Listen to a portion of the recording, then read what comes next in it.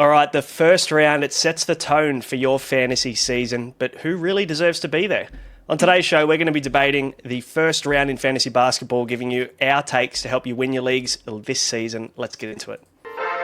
Everybody, welcome to Ball Logic Podcast, your one-stop shop for all things fantasy basketball, brought to you by the Insight Podcast Network. I am your host, Braino, and I'm with Horse and Mattrix. It is episode 1 of the 25-26 season, boys. I'm pumped, and I'm sure, we've been talking about this for a long time to get this going, so very excited. Mattrix, I'll throw to you first, mate. How are you? How's your Monday night in Sydney?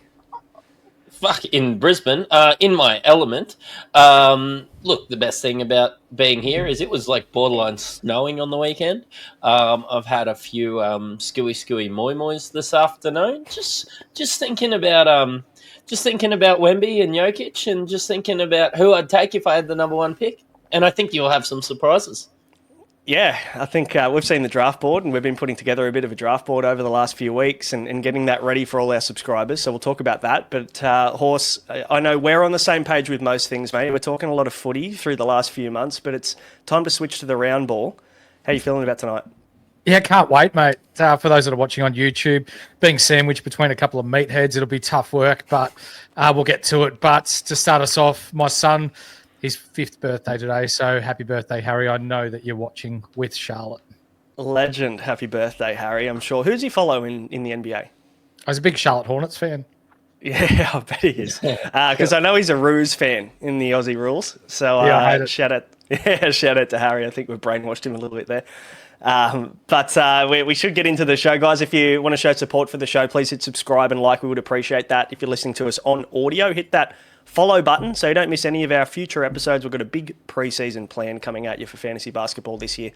But on the show, we're going to be debating the first round. We're going to be talking through our top 12 players. We'll come to a consensus at the end of the show, but we'll be going through one by one and giving our thoughts on where everyone lands from 1 all the way through to 12, because let's face it, the first round, I don't know whether you can make or break a draft. I think you can probably salvage a draft somewhat, but I'll tell you what, if you nail your first round pick, it sets your team up beautifully.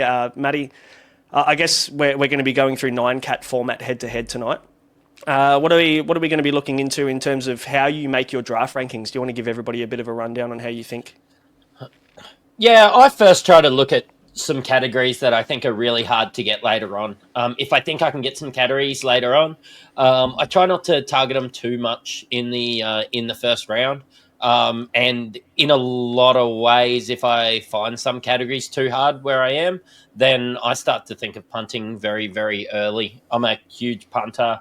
I don't really like a well-rounded team.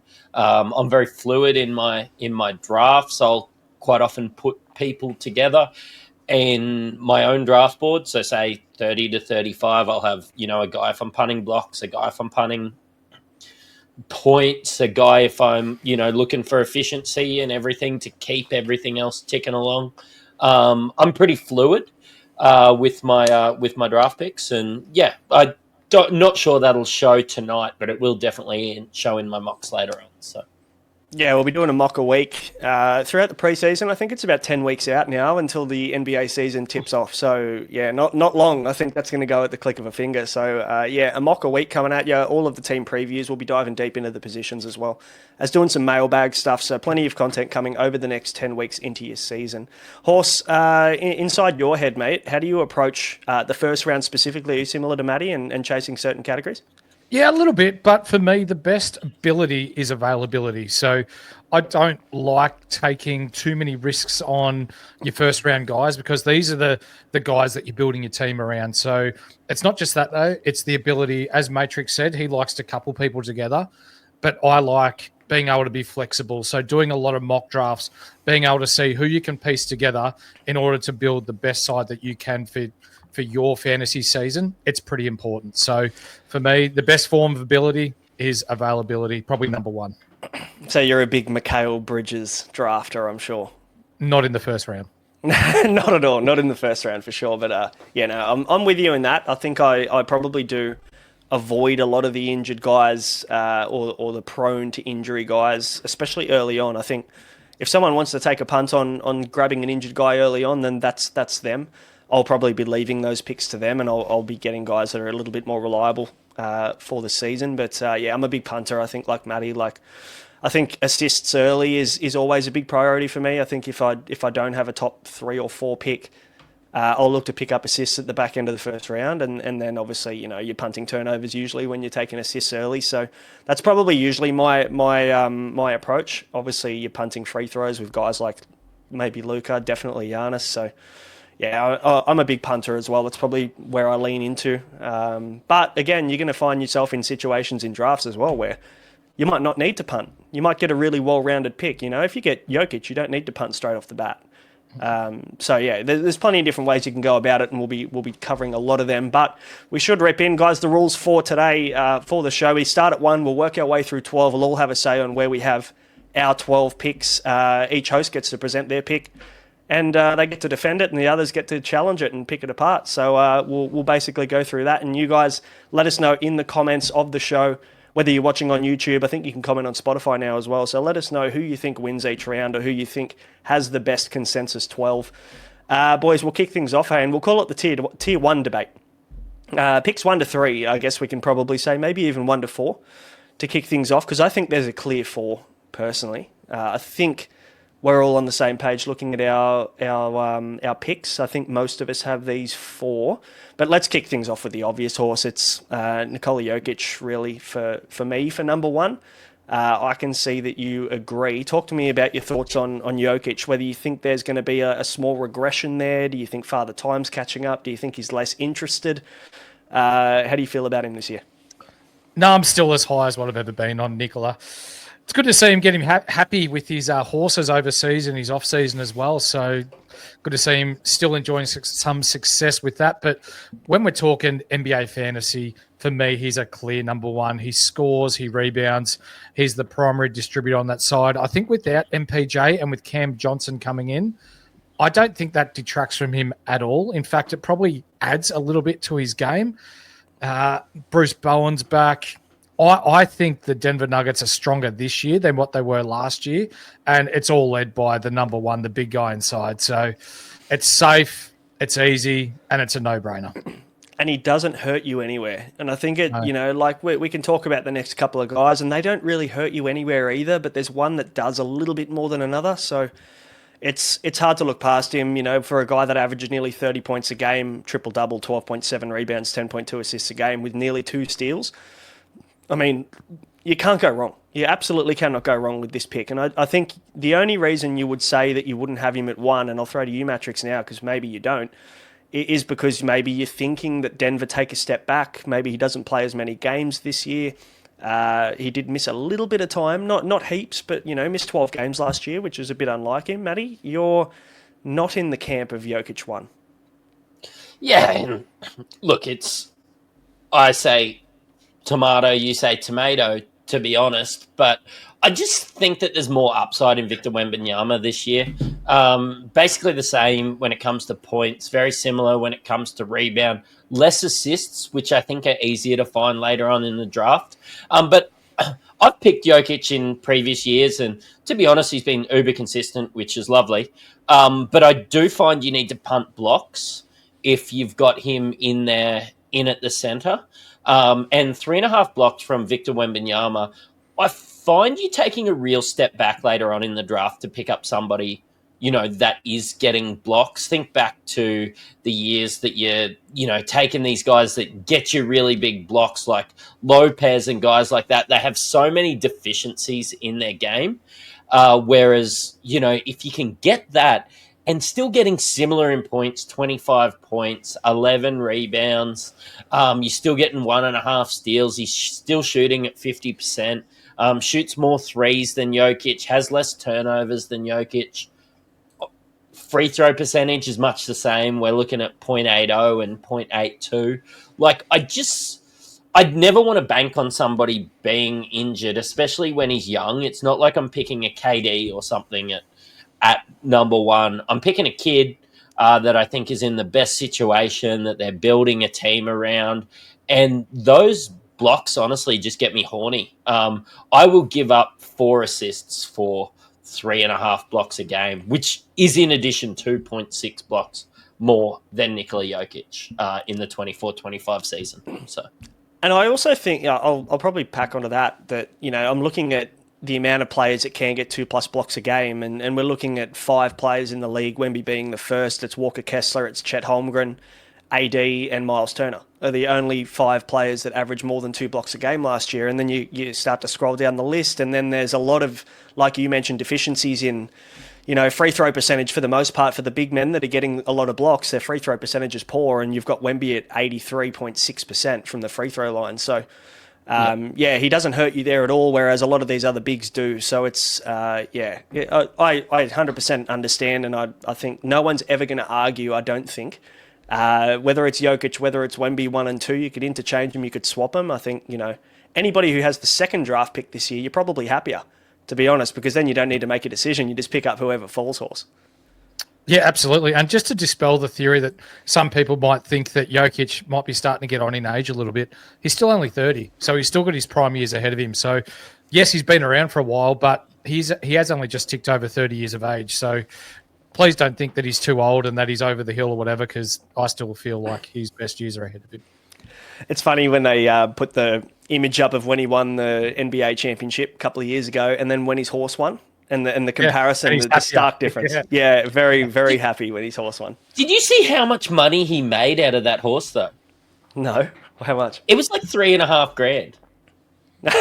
Yeah, I'm sure that's a lot of money for him. He did that one for the ass, I reckon. Yeah. All right, I guess that's Jokic, Wemby. Look, for me, there's another 2 that stick out here that could definitely be in the top 3, let's call it. Shai Gilgeous-Alexander, the MVP, the champion from OKC. He's sitting at 3 for one of you, 2 for one of you, 4 for one of us. So it's going to be very interesting to see how we approach this. But Shai's one of those ones where he doesn't hurt you anywhere either. Horse, what are your thoughts on Shai? Because at the moment, it looks like you're highest on him out of the 3 of us. Yeah, reigning MVP, still very young, 76 games last year as well, so he did only miss the 6. But that's the best form or best ability is availability. So out of the 12 that finished in the top 12 last year, he's the one that played the most amount of games. So for me, he doesn't hurt you anywhere.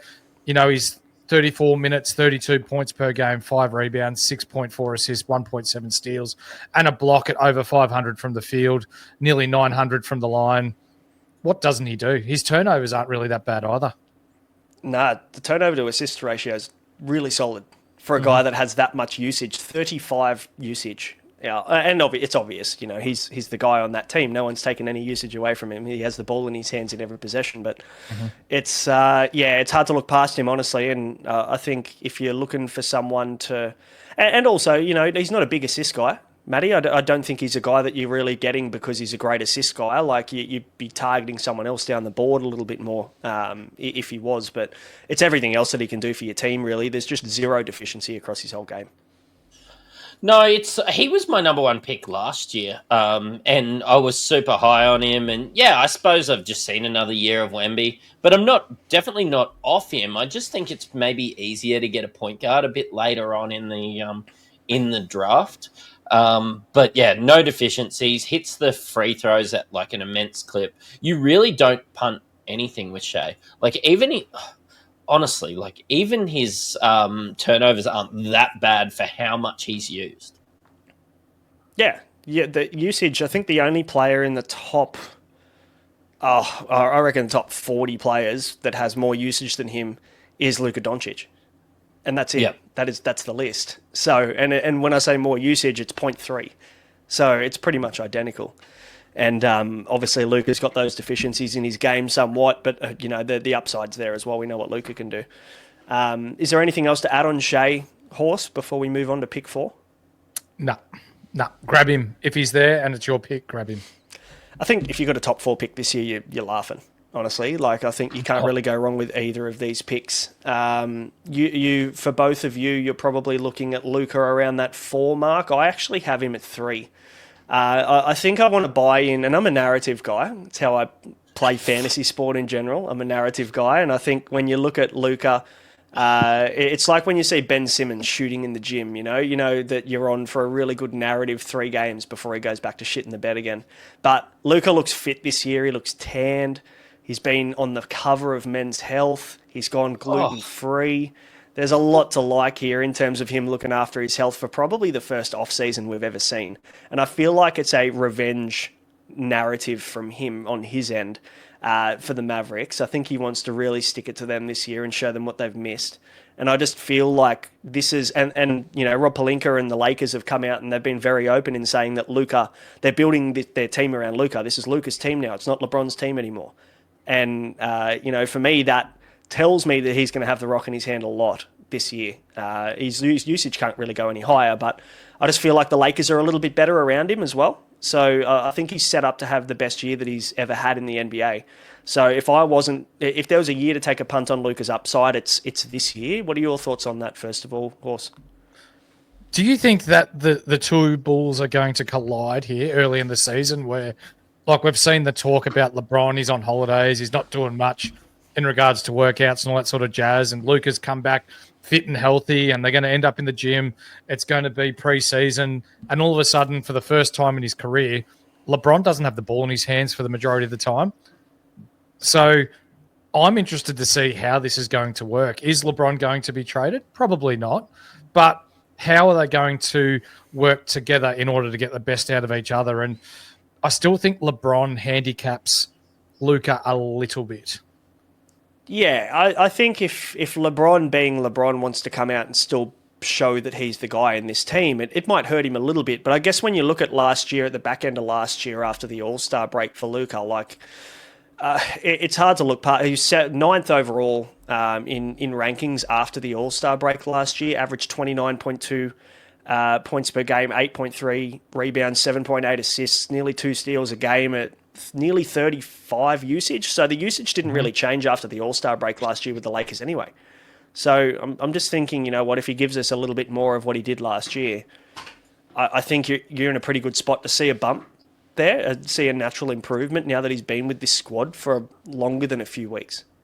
Out of the first 4, Matrix, I want to ask you this, mate, because you're a big punting guy. Is Luka the first player in the first 4 picks that we've got here where you're going, all right, if I've got him, now I'm punting turnovers and I'm punting free throws?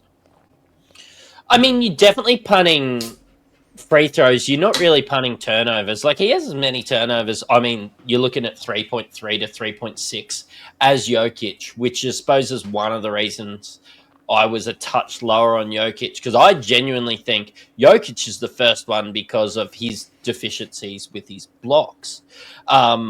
Luka's deficiency comes whereas your guards usually solidify your free throw percentage, and at 78%, I fucking hate it. But it's actually relatively easy to punt free throws and still keep your blocks and things like that up to date a bit later on. Like, you're not worried about getting a Miles Turner later on in the league, and, you know, still getting 2.8 blocks per game with somebody like that. I know his situation's changed and everything. His is an easier punt for me because it's easy to punt free throws. For me, it's Jokic because you're punting blocks straight off the bat, and then you're getting your second fiddle. And depending how your teams or your comps are structured with how many centers and things like that you can hold, just punting a center that predominantly his job is to get rebounds and get blocks worries me. I'll never understand how Luka can shoot so well from 3 and the logo and not be able to hit fucking free throws. Like, that makes no sense to me. But yeah, look, it might all be in his head, but I do think 78% or 0.782 is basically the point in which you need to start punting free throws. And it's easier than you think to punt free throws. I think it opens up the board a lot more for you, to be honest. Like, usually when you're punting free throws, you don't have a problem going and getting those big men that can find your blocks and things later in the draft anyway. Like, it doesn't hurt you if you go and pick up a Donovan Clingan or someone in the 100, 110. Whereas if you're very wary of your free throw percentage, it might limit you to your options at the back end of the draft. So, yeah, I guess it just depends on what kind of mindset you're coming into this draft with. I feel like maybe the highest ceiling... And I guess maybe this is a question for you guys. Out of the 4 that we've just mentioned in Jokic, Wemby, SGA, and Doncic, Horse, who do you think is the safest and who do you think offers the highest ceiling? Safest, I think, is Jokic. The highest ceiling Wembanyama. Matty, what are your thoughts? I think the safest definitely Shea due to how much he plays. I just think we're gonna get what it says on the tin when it comes to Shea Gilgeous-Alexander. So yeah. Yep. I mean, look, fuck, if he does any better than he did last year, I tell you what, it's going to be one of the all-time years that we'll be watching. So he'll be a good guy to have. But yeah, plenty to discuss there. Let's move into tier 2 and let's have a chat about picks 5 to 7 before we move into the 8 to 12 because that's very open, 8 to 12. So we'll chat about the next three guys after those top 4 there. First of all, do you think anybody else is deserving of sneaking into that kind of top tier? First 4 picks. Can anyone that we're about to talk to sneak into that? I think hope it helps. Mattrix doesn't think so. I think at times Giannis, yes, this year, just given that the ball's going to be in his hands so much. Yeah, I mean, look, again, another punt option with Giannis. I think, honestly, you could have the conversation around AD sneaking into that top 4 as well, pending how you like to build your team up. But they're 2 obvious ones, Matty, with Giannis and with AD. Who do you think pairs him there? Is it someone like Kat? Are you taking the upside on a Cade Cunningham, maybe? How are you approaching this mid-tier? Because it's kind of the pick that you don't want, really, isn't it? Like that 5, 6, 7? Not really. I'd take 5 and 6, fine. I would rather take 7 and, pick the guy that doesn't pop up in this. I think, like, with Luka, you could look at -1 rank with your free throws or whatever. Giannis, you take -1 rank and he's the clear number 1. He's probably just not going to score as many points and everything there. It's just that you do start punting that early and, like, heavily punting. Like, with Luka, you can kind of salvage it a bit later on with 78% free throw percentage. But with Giannis, you've gone down a huge rabbit hole there with his free throw percentage being awful. It's like 60%. But the one that sneaks in for me is, like, I know I'm a lot higher than everyone else is. I've got, like, Trae Young up there. Just expecting with the pick and roll, with some of the guys that he's had back, with what I saw last year. I'm really high on him. And I actually don't mind 7, 8, 9 because of some of the guards that I think that you can get there. That, yeah, I suppose they might have top 4 upside. I genuinely think for them to get into the top 4, they're going to need to see injuries. But yeah, look, it gets pretty exciting, I suppose, in this first round. And honestly, I usually hate it because I feel like we're picking your old Stephs, your old KDs. Back in the day, you were picking LeBron at 5 a couple years ago, and your James Hardens and stuff. I think it's a lot more open, and I think that you can chase some real upside and not be concerned about picking somebody that their body's going to break down. Yeah, a couple of young guys in this kind of group horse in, Giannis, I wouldn't say AD, Cade Cunningham's probably putting his hand up. Trae Young's been great. A lot of these guards are falling around that spot. Anthony Edwards also probably putting his hand up to take another step forward this year. Who's your pick at 5 at the moment? AD. No, it's Giannis, sorry. It's Giannis at 5. So with the clean out that Milwaukee's gone through, no more Brook Lopez, Dame's gone. Who are they going to start at point guard? Porter Jr., maybe? Like the team doesn't really have much outside of Giannis now. Cole Kuzma, if you want to pick someone at 150. But yeah, it's quite shallow there at Milwaukee, and I just feel like the ball is going to live in his hands a lot. His usage is going to go up. May take a hit with percentages in the field. He'll go to the line a lot. He's not very good from the line, but yeah, he's got an ability that when he's on, he can do anything in fantasy. His usage nearly matched Luka and Shea last year already. So I can only imagine what that's going to look like this year. It's going to be, nudging 36, 37, I'm sure. Matty, what are your thoughts there? Are you a Giannis at 5 guy, or are you looking at someone else? Yeah, I'm looking at AD there. I just think he'll be great. You've got Kyrie out at the moment. I think that they really need him to take that next step up.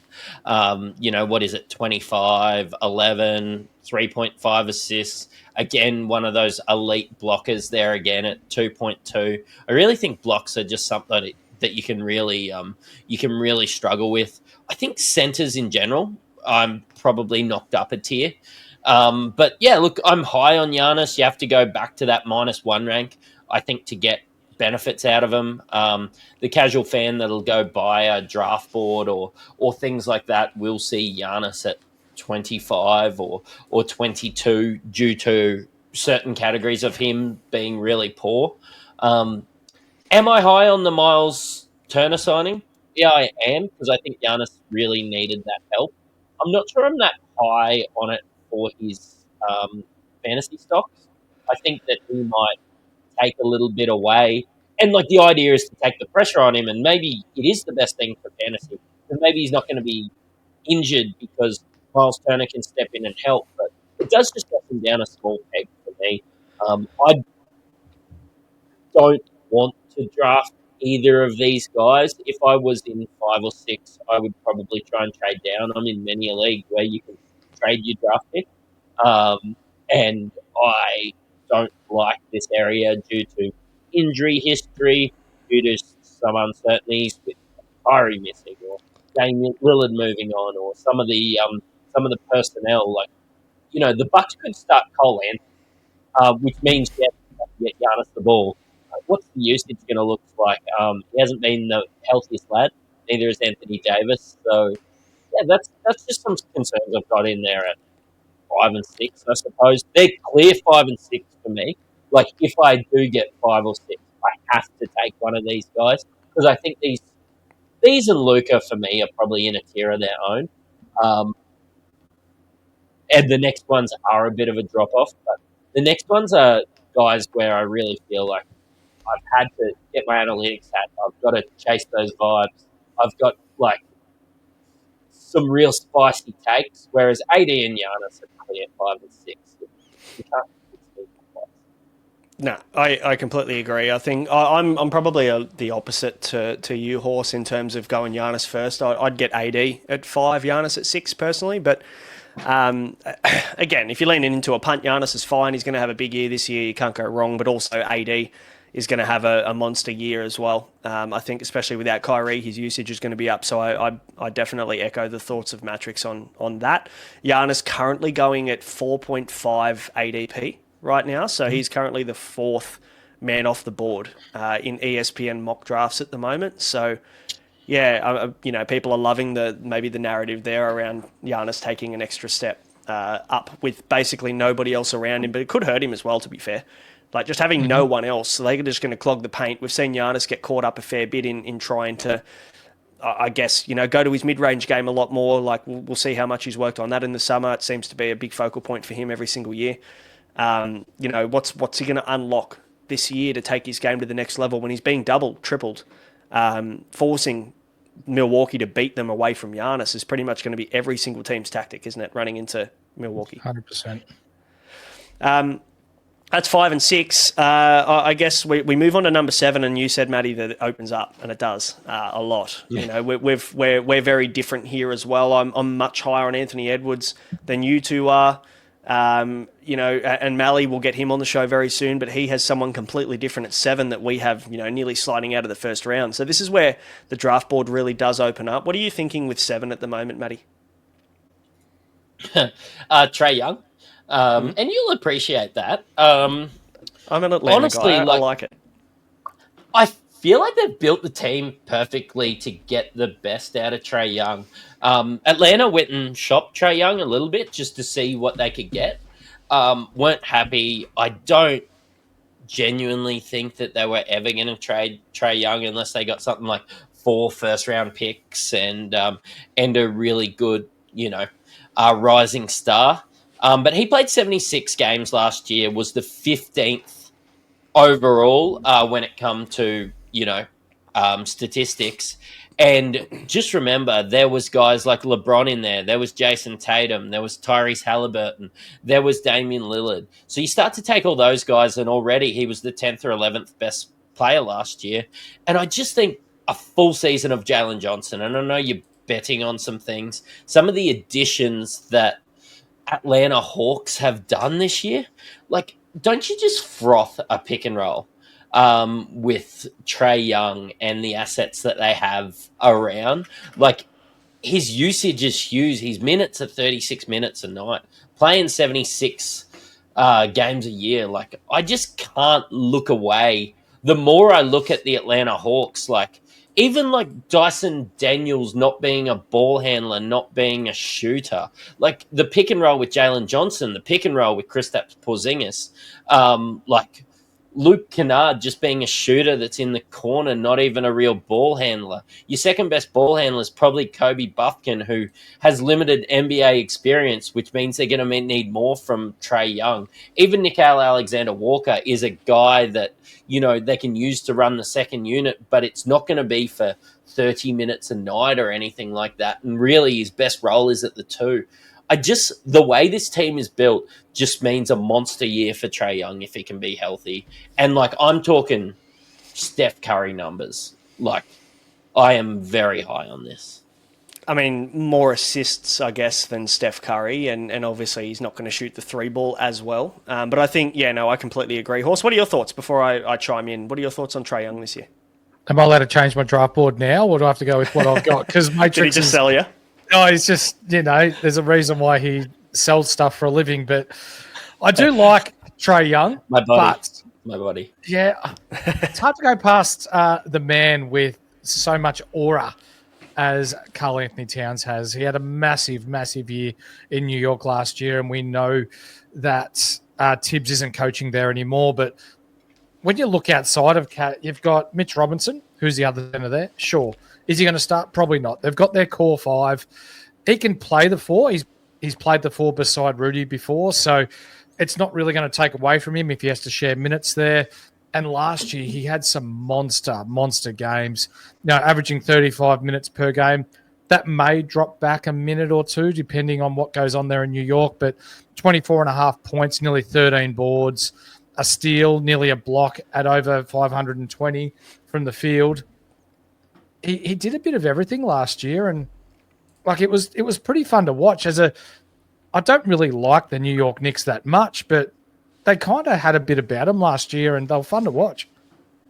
Yeah, I mean, look, the only thing about the Knicks that I'm concerned about is the obvious minutes drop that's coming with Tibbs out. He loves to run his players into the ground, so doesn't he? We'll probably see an efficiency bump, I guess, for a lot of these Knicks guys, but we'll definitely see a counting stat decrease. I think just due to less minutes on the court, more usage of their second unit. Mattrix, what do you think about Cat before we move on to number 8? Yeah, I'm less high, and if you have a look at my draft board, I'm the lowest on Cat than anyone else, and it's just, I was a Bulls fan when I was a kid, and I saw him run everybody into the ground, which was great for fantasy, and honestly, we might get longevity out of Cat just by him getting sacked. But like, I don't expect the year that they had from Josh Hart. I don't mind the Jordan Clarkson and the Yabusele picks, but I expect them to play some decent minutes with McBride. I think that Cat might find himself playing maybe 32 minutes a night instead of 35. I just can't see him having a better year than he had last year, being the number 8 guy. Like, I sort of see him finish, and like, I'm going to be completely fine if I take him at 7 and he's the number 15 guy, but I just can't see him improving this year, which, like, when he was the 8th best guy and you're drafting him at 7 or 8, like, where's the upside? Like, where's the point to win the league? I'm probably more like, I'll take him at 10 because I think he's going to be number 10, not I'll take him at 7 or 8 because I think he's going to be, a bit further down. I'm honestly drawing a bit of I'm high on Josh Hart. I've taken Josh Hart like so many other years, but now he's getting the recognition that he probably deserves. And now I think he's a bust. Like, I'm kind of the same as Karl Anthony Towns. Like, I was off him. A couple of years ago, I was drafting him with the number 5 pick, but he's never really been this good for multiple years. I just think that we could see a drop off from him and the Knicks in general. So, Yeah, and look, that's completely fair. I think the Knicks, it's proceed with caution. There's a lot of unknown, I guess, with a new coach coming in after Tibbs has had him for so long. So, yeah, definitely, maybe a wait and see if you don't like taking risks in your first round. Maybe here's a guy to look to let through to the keeper. I'm higher on Anthony Edwards than a lot of you guys. I have him at 7, and you guys definitely have him a lot lower than me. I'm just looking at Minnesota's rotation, and not much has changed at all. And for me, when I see not much has changed, I kind of like it rather than dislike it. I'm not looking for Anthony Edwards to get an increase in usage. I'm not looking for him to, have this amazing opportunity like a Giannis or someone like that. But I am looking for consistency, and I think that when you've got the same guys around you, the same core blokes that are going to be in this rotation, there's really not going to be much change at all in what they're putting out on the court. There's a level there where Anthony Edwards can go, okay, cool, I trust the guys around me now. I can level up. I can take my game to the next level. And I think when we look at the start of the season that he had last year, he was shooting the 3 ball like 10 to 15 times a game. It was ludicrous to a point where I think he was doing it because he thought it was fun. But for me, I'm kind of looking at him now going, these guys need to be pushing for a chip. They need to be competitive this year. They haven't made any moves because they're backing in their guys, and Ant Edwards, this is his team. He's talking about owning the USA team. He already owns the Timberwolves. So I feel like this is the year for him to prove a point and show everybody why he is going to be somewhat the face of the league, because we know this guy backs himself in. You guys are less keen. What's your counter argument? Not enough has changed? I don't think so, but he's one of those guys that you get sucked into the highlights and then the fantasy stats don't come along with that. So when we're looking in the first round, and he is still a young guy, so he's going to mature as he comes along and not settle for those 10 to 15 threes a game. He's going to be shooting his 5 or 6 and looking to take the ball to the rim a little bit more. I think he may have struggled a little bit to start last year, given the chemistry issues between Randall and Gobert and their spacing inside the paint. So now that that's sort of worked itself out, and the back end of the year for him was much better than the first half of the year, is that going to be consistent? Probably. But when we're talking the first round, like I was chopping and changing between him and Tyrese Maxey and a couple of others. He could very well slide into that top 10, but for me now, he's just outside the first round. That's fair enough. What are your thoughts around the 8th pick, Mattrix? Because yours is not Edwards. You're a little bit lower on him. Where are you at? Yeah, I actually fucking hate Edwards there. I think he was the 17th best player last year, and I don't see it improving. I think that he's a guy that I'll never draft. So, cool. Yeah, fair enough. Who have you got at 8? I've got Cade Cunningham. I just think the steps that he took forward before being injured last year were unreal. We get to see a real Detroit team that have went from the trenches. And, just listen to this guy talk. He's just a guy that leads this team. He's led them out of the trenches, and they've started building this team around him. He's never really been able to play beside Jaden Ivey. They've went and found himself some 3-point shooters around him. Outside of Toby Harris, there's a team that will grow with him. And he is the leader on this team. Have a look at his stats. Last year, and he was the 10th best player, which was just a couple below, say Cat, in his best situation. But 26 points, 6 rebounds, 9 assists, gets the odd steal, hits threes at a decent clip, has a good free throw percentage, and he is a guy that I feel keeps getting better. Whereas I think Anthony Edwards was actually better a couple years ago, and then he's been quite stagnant. Admittedly, it's stagnant at an extremely high level, whereas Cade has overcome some serious adversity. 1, playing for the Detroit Pistons, and 2, just playing playoffs, getting that experience, knowing what to expect. I think I saw an interview where his coach was talking about him. Talking to his team and listening to this guy, he's just a veteran out there. You can't talk me out of, honestly, Cade at 7 as well. I've got him at 8, and Yeah, honestly, I don't think anything anyone says could make me budge from that. Horse, what are your thoughts there? Cade's at 8 for me. Oh, yeah. He worked out his turnovers a little bit towards the back end of the year, but this guy could be that triple-double threat each night. He can shoot the outside ball. He's a big point guard, 6'6", 6'7", uses his height well against the smaller guards. I just think this guy is going to be one of the faces of the league, and with the way that he came on, coming back from injury, yeah, a top 10 fantasy season is well in the making here. Yeah, look, I'm not that far off you. I have him at 9 and I have Cat at 8. So, realistically, we're in the same ballpark there, I think. But no, I agree. I agree on Kate. He's a gun. He's a weapon. He's a guy that you're going to want in your team. Can also, I say I think a lot of these guys are like great value as well. Like he's getting drafted at like 11. Like Cat is getting drafted at 13. Trey's getting drafted at 15. There's all upside there, right? Absolutely, 100%. We're looking at Jalen Brunson getting drafted at 11.5 right now in mock drafts. Obviously, this is going to change. It's very, very early in the season, but we're definitely not taking Brunson in the first round. That's for sure. I'm not taking LeBron James at 10 either, as per these mock drafts. That's just a name draft from a few casuals, I would think, and nothing against them, but you're not taking a guy like that. Even Sabonis at 9, like Sabonis, second round guy for me, early second round, but you're definitely not taking him ahead of guys like AD. At the moment, he is drafted above AD. He's drafted above Cade. He's drafted above Cat, Steph Curry, Trae Young, James Harden, Kevin Durant. I'm not taking him above any of those guys personally.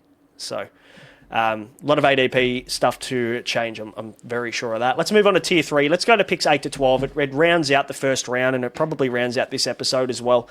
Guys like, I guess when you look at our consensus, you've got guys like KD, Trey. You've got Trey earlier. Matty, we spoke about him already. Devin Booker gets a nice bump this year, pretty much doing everything over there at Phoenix. Steph Curry on a revenge tour again this year. James Harden even potentially comes into that conversation. Where do we start, Horse? Yeah, Steph Curry at 9 for me. After Mr. Butler came across to Golden State from Miami, Golden State just looked like a much better side, and so did Steph Curry. His numbers went up, his efficiency went up. And I think with another off-season together, Steph Curry's back into the top 10 for me. His shooting is, I'm going to say, the best that we've ever seen. He can shoot it from anywhere. He can dribble penetrate. He can find his teammates. He gets sneaky steals as well. So Steph Curry for me is one of the best players to watch play the game. 1.1 steals per game, 6 assists, 24.5 points per game at 32 minutes. 70 games as well. I actually thought he missed a lot more than that. But to miss only 12 games, it's a credit to him. And what is he, 35 years of age now? 37. 37? Look, I mean, he was 18th before the All-Star break and finished in 4th. So, yeah, it took a really big bump. Do you reckon, Matty, Jimmy Butler had a lot to do with that? Yeah, I think it took a bit of pressure off him. Like, I don't want to compare Jimmy Butler to Clay the way that everybody does with their teams, but he just did the same role, like that secondary role, so well, and just let him cook. Look, I like Curry. It's just like I groan when I get out of the car and I'm 35. Like, how long can he keep doing this when he's 37?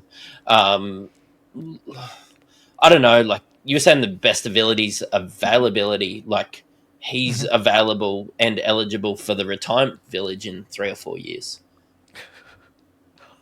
I mean, look, I think I'm closer with Matty than I am with you, Horse. I just think that potentially, like, when you start getting to that age, and also, like, how deep are Golden State going to go this year? Like, realistically, like, are they going to move forward? Are they going to be a better team this year than they were last year? I don't know. Yeah, look, the jury's still out, I think, for me. Buddy Hield's good for them, but I don't see them taking any massive steps forward. I mean, Steph was amazing last year, and I feel like maybe people will draft him on the name, but then I just looked at his ADP, and he's sitting at 14 at the moment. So, maybe people aren't buying into it as much, and I guess it's a question. And maybe we can put Kevin Durant in this conversation as well. It's like, do we look at age decline? Do we look at father time starting to catch up with these older guys, even in good spots, versus the proven production that we know that they can put up year on year? Matty, Kevin Durant, same kind of category for you, or are you higher on Durant than you are Curry? I've got them both. I think I've got them at 13, 14 or 13, 15, I think. I think the situation for Kevin Durant's just got a lot better. Yeah, like I love Steph, and I do think it's safe. I just think like when it all comes down to it, it's just his threes that are going to be there, and like at what point does it start to become a 32-year-old Jimmy Butler's team or something like that? And I know they haven't done it probably out of respect for Steph, but at their core they were like what, 9th, 10th, 8th. Kevin Durant elevates the Rockets so much that I do think that he will get rested, or like maybe not even rested. I do think that when they're pumping teams, he will play less minutes and we'll start to see a little bit of that. He sort of wasn't allowed that in Phoenix because they were always behind the 8 ball, and he played 60 odd games and he was the 11th ranked player. I just can't see a world where KD is better than the 11th ranked player again. So I've got him at like 13, and honestly, like by the time you take your Damian Lillards, your LeBron James out, your Tyrese Halliburtons and stuff from that last year, like comparing him to last year, I've probably got him at 15th with all those other guys back in there. So yeah, less high on the older guys, and I hate drafting rookies, but I just like to draft people what statistically in their prime is like 30, right, in the NBA? Yeah, you think so. It's like 28 to 33, I would imagine, is where you're doing most of your work. It's where you get paid. It's, when you've got the team on your back. So, yeah, for me, I'm similar. I think I've got KD at 12. Horse, I can see you've got him around the same mark. Mm-hmm. Yeah, I quite like the fit at Houston, as Matty said. Oh, yeah. They've got a lot of defense there at Houston now. He's got Amen Thompson, Tari Eason. He's got Steven Adams that can play center. But then he's got Şengün, who's a bit of an inside. Fred VanVleet, underrated for a 6 foot, 5'11" guard that he is. They've got defense everywhere now, which means KD, it's not up to him to provide defensive stops at the defensive end now. He can go to work on offense and maybe play on the 3rd or 4th best player on the defensive end and get his rest there. So while the minutes might be down, I think the efficiency will go up because he's not having to work his ass off on D. 100%. I completely agree. I love the pick. I just think that if you're getting him before 10, I think there's way too many better options there available on the board with less injury risk and less rest risk. I think I'm on the same page as Matty with the fact that I think they'll rest him pretty frequently this year. They're going to, they've obviously gone and spent up big, and they're probably seeing themselves as a, borderline contender this year. I feel like they're probably one move away from being a genuine contender, but for me, you've got to look at KD and think that this is his team. Fred VanVleet, put the ball back in your pocket, mate. You're not going to be shooting fucking 20 shots a game this year. This is KD's team. So, yeah, very interesting. Dorian Finney-Smith as well. Like this, that's an underrated signing for them. Yeah, that's a super underrated signing at the 4 there. I think Jabari Smith's probably going to slide, but we'll save that for another episode. Devin Booker's probably the one, Matty, isn't he, that gets the noticeable usage bump at Phoenix? Yeah, you'll see on my draft board I had him at 7 and I've moved him down to 9, just doing that little bit of a deep dive on Trey. But let me tell you some of the guys that are still left on the Phoenix Suns. ESPN has as their second point guard Jared Butler, Colin Gillespie. You start to, Dizzy. Thank you. Who the fuck is that guy? You start to look at shooting guards, and you've got Jalen Green, you've got Grayson Allen, you've got Royce O'Neal, you've got Ryan Dunn, you've got Dylan Brooks somehow. Apparently, he grew 3 foot in the offseason. He's going to be playing power forward with Oso Ighodaro. You've got Nigel Hayes. You've got Mark Williams. You've got Carmen Malak, Nick Richards. Like, put some respect on Rasheer Fleming's name. Yeah, sorry, Rashier. I'm a big Rashier guy. I think that he'll do a lot of good work in the G League this year. Yeah. But I just don't see, apart from, I think Jalen Green will get a bump and score some more points. But Devin Booker is the point guard. Devin Booker is the shooting guard. Devin Booker is the small forward. He will be the facilitator. He will be the borderline all-star. He'll be the face of this franchise. And yeah, they're going to fucking suck. The usage is going to go through the roof. This is a huge punt field goal percentage situation. But is it out of this realm when you see this? Some of these other guys have to make shots. But is it out of the realms just to think that Booker could, I don't know. He was the 22nd ranked player getting 7 assists per game. Is it out of this world to think that could be 10? Is it out of the world to think that, that 25 points could go to 33 and he's the scoring champion? He was already playing 37 minutes a night. You take out, I think I worked it out, you take out something stupid like 42 shots a night out of Beal and Kevin Durant and give that bump to, Jalen Green and Devin Booker. It's not a sexy pick because I think it'll be a bit of a bloodbath, but he could be the 5th best -1 ranked player this year. I'm pretty high on Devin Booker as well. I have him at 11, but in saying that, you look at, I think I agree with nearly everything you've said. When you look at his points per game, 25.6 last year, that's with KD on the team. Honestly, there's 5 points minimum, I think, in Devin Booker this year. You look at the assist at 7.1 from last season, I think, honestly, that could be closer to double figures this year. And, you might take a hit in efficiency, field goal percentage, but look, depending on how you've taken, how you're going to structure your team moving forward, the best part about getting him in late first round is that you've got that turn there to be able to pair him with someone who, if you're going to lean into a punt free throw or punt turnovers position, you can go double guard and go Devin Booker into a, depending on who falls. And you're in an amazing spot, I think. 29.5 usage last year too. That's honestly going to be Luka Doncic numbers next year. That's going to be 35 plus. So there's a lot to like about it. It's just depending on how you like to structure your team and how you like to draft. But yeah, I'm super high on Devin Booker as well. Have you seen currently there's only a few ADPs out there. Obviously not that many mock drafts. We're sickos. It's 10 weeks out from the season.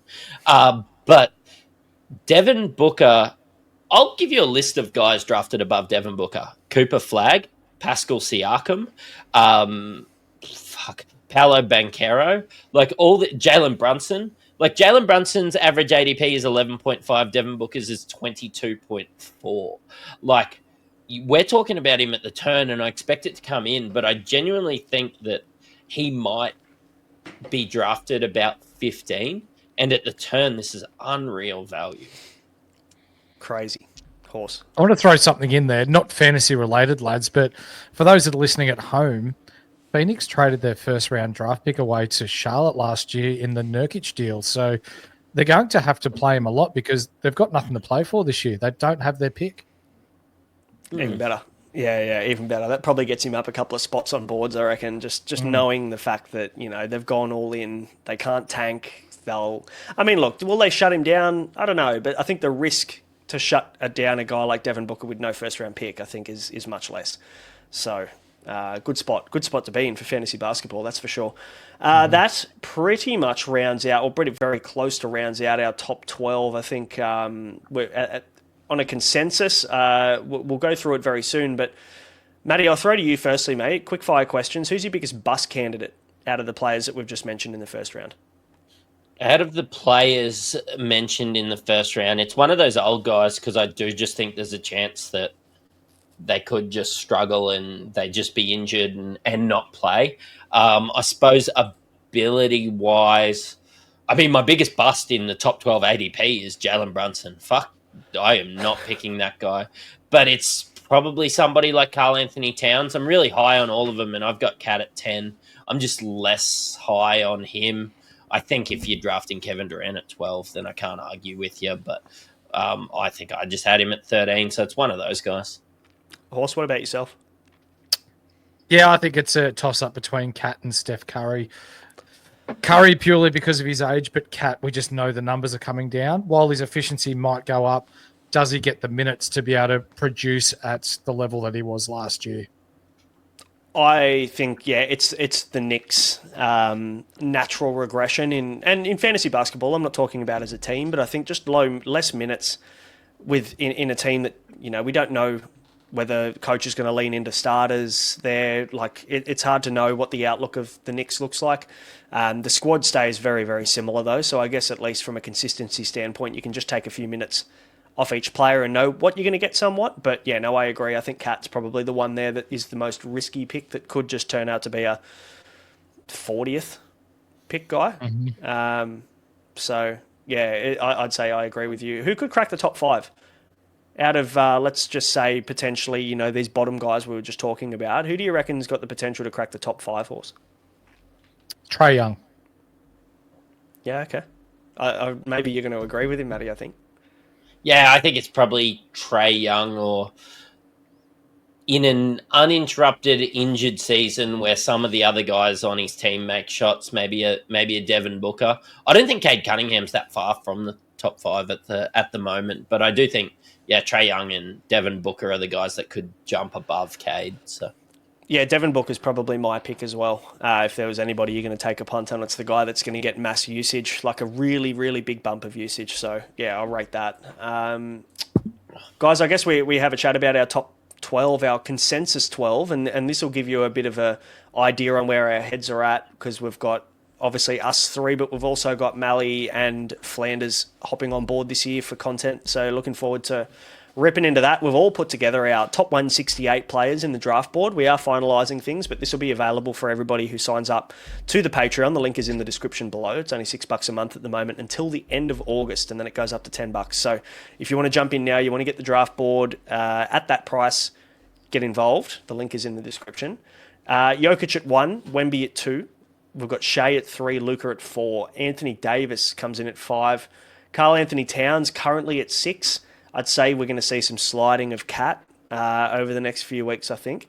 Cade is at 7, Giannis at 8, because funnily enough, we all have him at 5 or 6, but shout out to Flanders who has him in the 20s. So not a Giannis guy. Unreal. I'm looking forward to hearing from him about that one. Anthony Edwards. The man hates fucking value. I can tell that.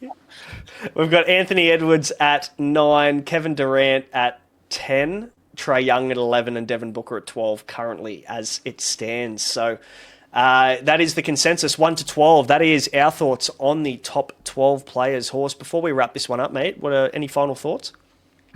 No, I like the fact that we're getting into NBA so early. It's been, while the finals were only a couple of months ago in June, I feel like basketball's been gone for a while, so it's good to dig the teeth into a bit of fantasy basketball here. For those that are watching at home, I'm sure they're the same. They're chomping at the bit to get back into it. So I guess the question beckons, how long till we do a mock draft, boys?